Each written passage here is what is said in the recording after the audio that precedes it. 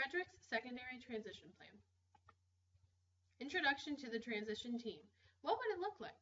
Students would be there, parents, guardians, family members of any sort, special education teachers, vocational educators, and general education teachers, sometimes the school social worker and the school psych.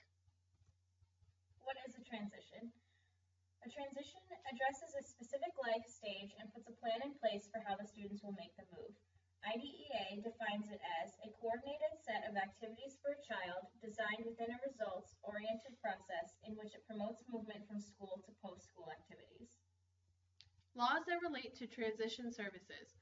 Carl D. Perkins Career and Technical Education Improvement Act of 2006. Americans with Disabilities Act of 2008 can receive. Workforce Investment Act of 1998. Funds there to help those who are job-seeking become trained and ready to enter the workforce. Section 504. Prevents discrimination based on disabilities. Americans with Disabilities Act Amendments Act of 2008. Reaffirms freedom from discrimination in employment, public services, public accommodations, and services operated by private entities and telecommunications. Esther J. An assessment. The process of collecting data to make informed decisions. The process of determining a student's abilities, attitudes, aptitudes, interests, work behavior, levels of self-determination and self-advocacy skills, interpersonal skills, academic level, and independent living skills over an extended period of time for the purpose of planning an appropriate individual education plan, or an IEP. The point of the assessment in transition planning is to allow students the ability to have the skills necessary to move forward in their lives. Characteristics of the student during the interview. The student was very quiet, he was unsure of himself when he answered the questions, he smiled at the questions he knew quickly, hesitant when answering most questions that weren't a yes or a no, and was unable to sit still during the time of the interview. There was no eye contact. What was learned from the student's interview and his percent ready for transition? He claims to know how to do some of the things that related to the questions we asked, but we were unsure/hard to tell if he fully understood what we were asking. He also doesn't know what he wants to do after he finishes high school and where he plans on living. It comes down to him not knowing what options are out there for him when he gets out of school. According to the Esther J, he is 51% ready for transition. Interpreting the results. What areas need to be focused on in grades 8 through 12? How to look for work, what he wants to do after school, how to find a place to live or living on his own arrangements, what options are out there for him when he is done with school. The transition plan, which is the section of the IEP. So the secondary transition services are required to be in effect when the student turns 16. The IEP teams are recommended to consider secondary transition services at a younger age if appropriate. Secondary transition considerations must be updated annually afterward.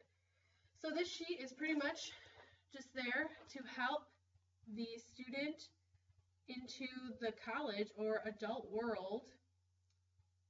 Yeah. Teachers, agencies, communities can provide these services.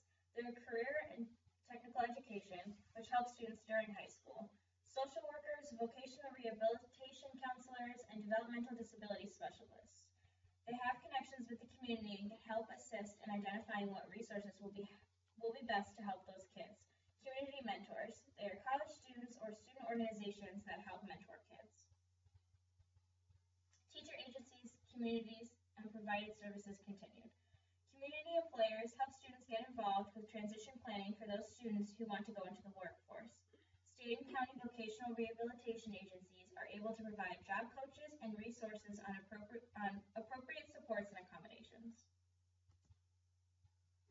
Domains for transition curriculum. The first one is self-determination.